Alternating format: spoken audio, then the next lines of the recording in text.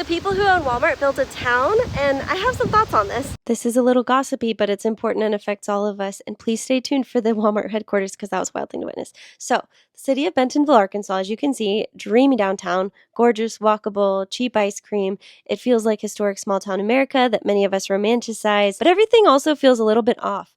I learn about cities for a living, and Bentonville has excellent ingredients that I wish every city had access to. It's super connected by greenways and car-free transportation, lots of plants. I'm always looking for grocery stores in downtowns, and Bentonville actually has an urban Walmart. So here's the weird part. At the museum, they said one of the goals of Walmart was to lower the cost of living for people, but in Walmart's pursuit of efficiency and profit and expansion, they have beat out small business owners and become one of the biggest forces pushing people away from downtowns and towards a more car-focused, disconnected world. Big box stores make their money by buying things in bulk and selling them cheaper than local stores can sell them for, but in order to do this and have parking for it, they need a ton of land, and all this encourages places to be more spread out, drawing people away from downtown and from local spending. Also, Walmart's not known for paying their employees well, and there are many ripples of harmful effects of their business model. Meanwhile, the Walton family has over $400 billion. The hypocrisy of Bentonville is wild to me because they knew that in order to draw people into their town to want to live near their corporate headquarters, they had to design a city that's the very type of thing their business model has destroyed. A friend and I stopped into a brewery downtown and asked the owner of the business who owns the building, and he said, the Walton family. So we said, how much of downtown do you think the Waltons own? And he said, probably 90%.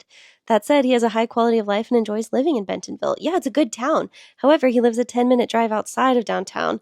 It's because places like this are unaffordable to everyday people because they're so rare, but they shouldn't be. Another amenity of Bentonville is the insane amount of mountain biking trails because Sam Walton's grandkids love mountain biking. Cool, money can do great things. Even more idyllic and strange is Walmart's corporate headquarters, not a car to be seen. Pedestrian paths and nature everywhere. It's going to be so lovely when these trees are all grown.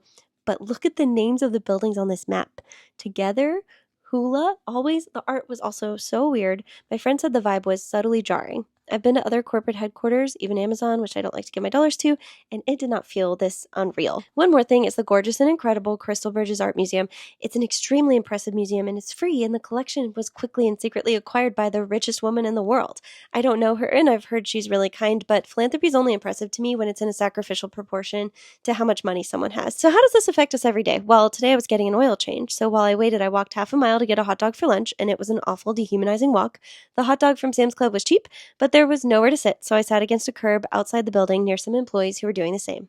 This is Walmart's America. I like Bentonville and would love to live in a town like that, but it seems like corporations shouldn't own cities, and if they acknowledge what makes a good town, they should also acknowledge that their business model has caused serious harm everywhere. I'm sending hugs.